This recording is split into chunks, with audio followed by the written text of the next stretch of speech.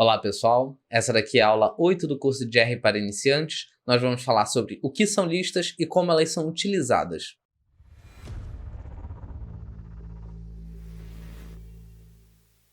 Vamos começar nossa aula definindo o que é uma lista. A lista é a estrutura de dados mais complexa que temos dentro do R.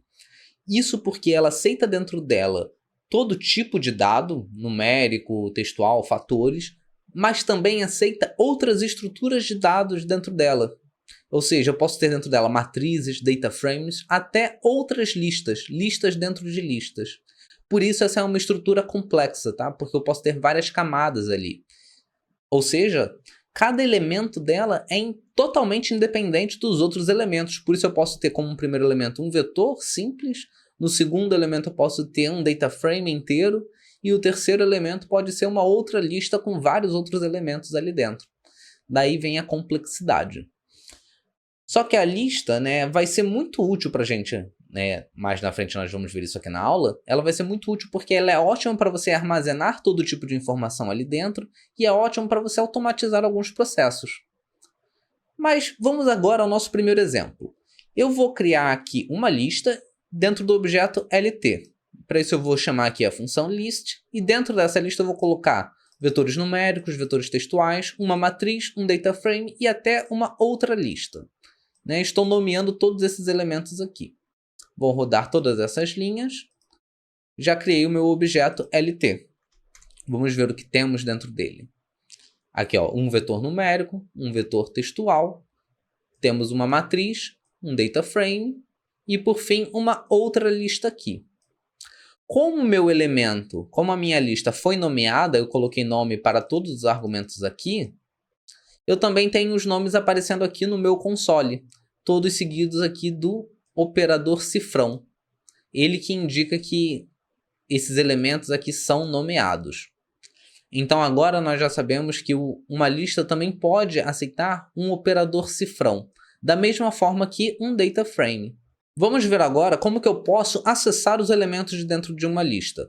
Eu tenho três formas principais de fazer isso. Eu posso utilizar o operador cifrão, que nós acabamos de ver, para acessar os elementos nominalmente, ou seja, através do seu nome.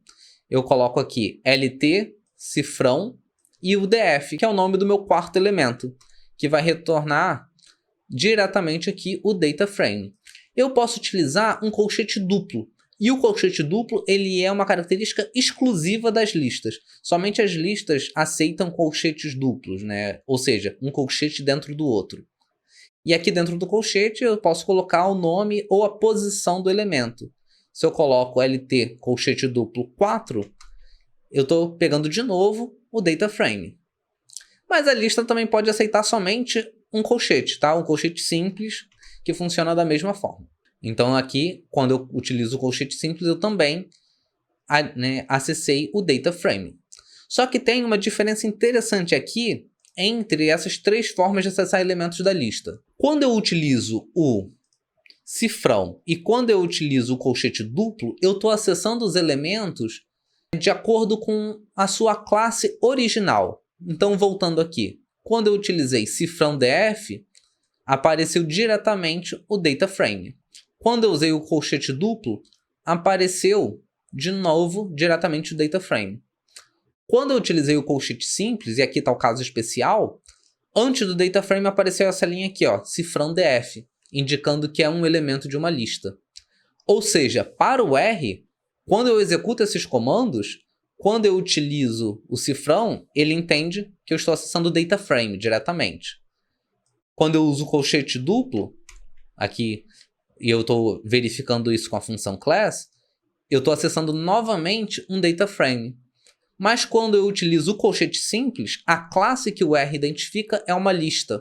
Isso daqui é uma diferença sutil, que confunde muita gente e que a gente vai tentar lembrar. Quando eu utilizo o colchete simples, eu estou acessando parte de uma lista. Como o R está entendendo que eu estou acessando uma lista aqui, isso indica que eu não posso utilizar funções adequadas para um data frame quando eu estou utilizando esse comando aqui. Vou mostrar um exemplo. Eu vou utilizar a função head, que ela exibe os primeiros casos de um data frame. Essa função vai funcionar de formas diferentes dependendo do comando que eu dou dentro dela. Se eu chamo o data frame com colchete duplo, sai corretamente aqui somente os 6 primeiros casos do meu data frame. Quando eu utilizo o colchete simples, que nem eu tenho aqui na linha 40, a função head meio que não funciona, não sai, né, somente os 6 primeiros elementos aqui do meu data frame. Sai o data frame inteiro. Se eu chamasse alguma outra função que funciona somente para data frames, eu encontraria uma mensagem de erro. O que está ocorrendo aqui é que, como o colchete simples indica que eu estou acessando uma lista, a função head vai tentar retornar para mim somente os 6 primeiros elementos da lista. Então, né, esse detalhe aqui da classe que é retornada, dependendo do comando que eu utilizo, é um detalhe importante, tá? Quando eu quero acessar diretamente o elemento, com a classe original daquele elemento, eu vou utilizar ou o cifrão, ou eu vou utilizar o colchete duplo. É mais rara a ocasião onde eu vou tentar acessar, onde eu vou utilizar o colchete simples. Só vou utilizar ele quando eu quero mais de um elemento da mesma lista.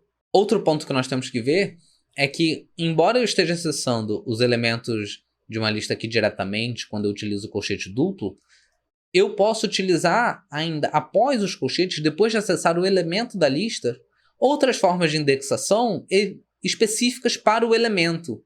Ou seja, eu utilizei o colchete duplo aqui para acessar o data frame da minha lista, e eu posso colocar depois um novo par de colchetes e dentro dele passar aqui um número para acessar uma linha ou uma coluna especificamente. Então, com esse comando aqui que eu estou selecionado, eu posso acessar somente a terceira linha do data frame que está na 4ª posição da lista. Da mesma forma, eu posso utilizar um cifrão depois dos meus colchetes para acessar somente uma variável do meu data frame. Então, eu posso encadear 2 formas de indexação quando eu estou trabalhando com uma lista. Isso é um outro ponto interessante para a gente. E dando prosseguimento, eu tenho aqui a função structure. Para que serve a função structure?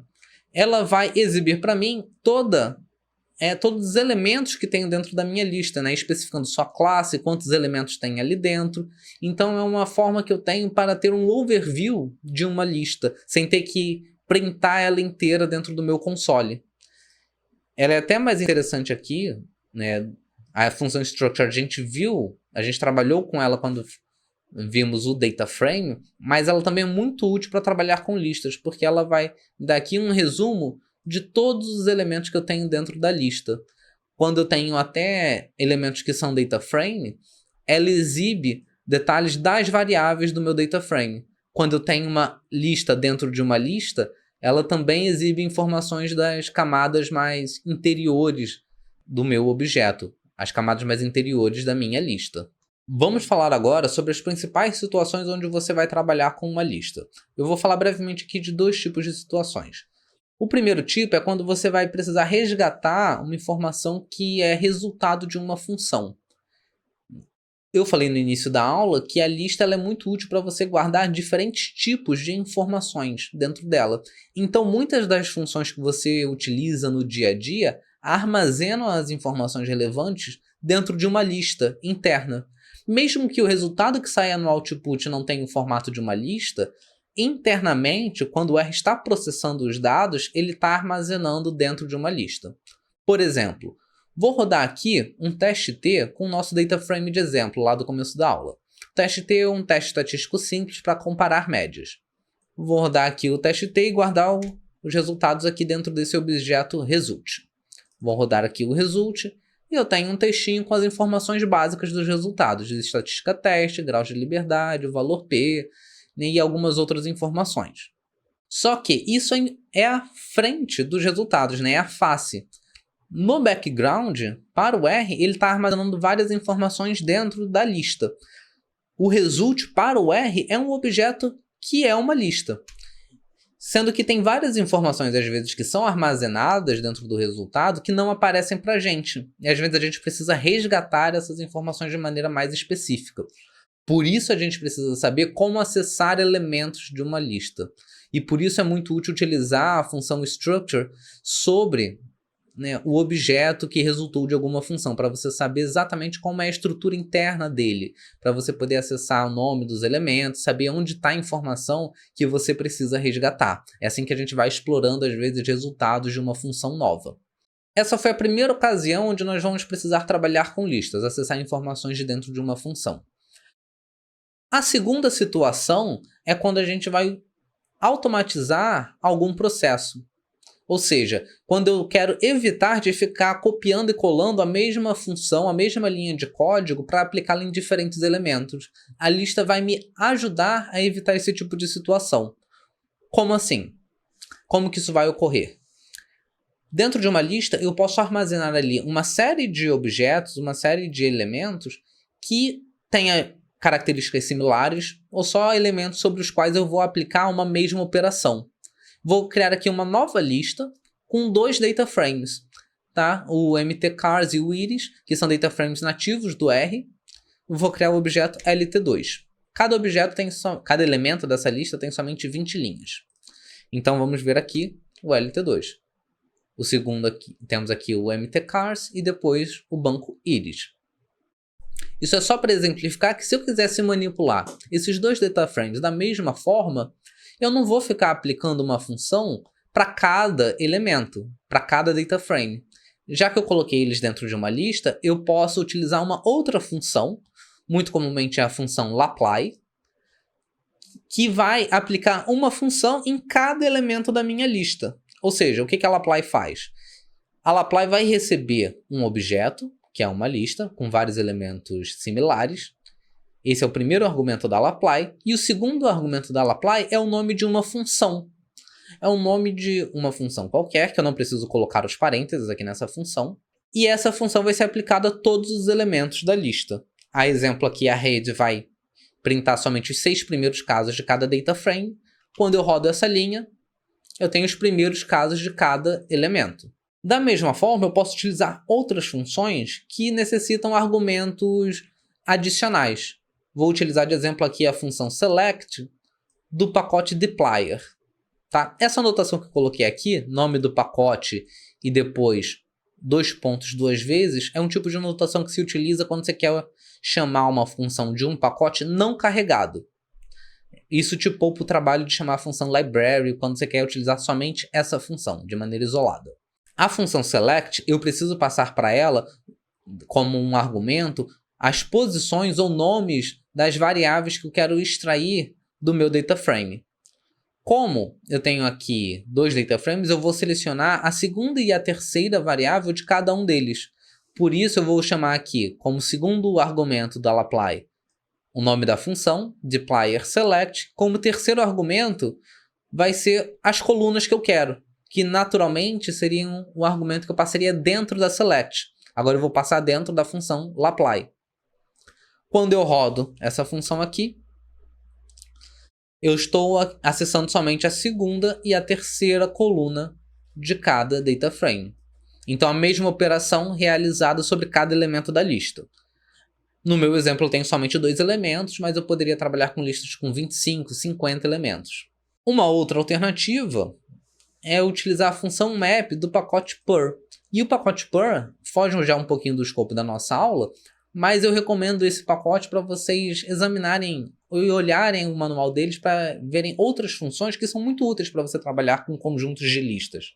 Então, a função map, dentro do pacote purr, ela funciona exatamente como a função lapply. Eu vou chamar ali dentro, vou passar um objeto e eu vou chamar funções que eu vou aplicar a todos os elementos da lista. Quando eu rodo essa linha aqui, eu tenho exatamente o mesmo resultado. A função map é uma alternativa à função lapply. Então, resumindo o que vimos na aula de hoje, nós definimos o que é uma lista, que tipos de dados ela aceita. Nós vimos como acessar as informações de dentro de uma lista, as diferentes formas de fazer isso, com o cifrão, com o colchete duplo e com o colchete simples. E nós vimos as situações onde nós vamos trabalhar com a lista, que é para acessar informações que estão dentro de um objeto, resultado de alguma função. Às vezes são informações que não estão explicitamente como resultado de uma função. E agora nós vimos como podemos utilizar listas para automatizar algum processo, para evitar que a gente fique copiando e colando, tendo que escrever, né, a mesma função várias vezes. Se você gostou dessa aula, deixa o seu like aqui embaixo, se inscreve no canal, mas caso você queira ter acesso a muito mais conteúdo como esse daqui, considere entrar para a Academy. Lá você vai fazer parte de uma comunidade bem ativa, além de ter suporte para todas as suas dúvidas por meio de e-mails ou supervisões ao vivo. Acesse o link aqui embaixo na descrição para ter mais informações.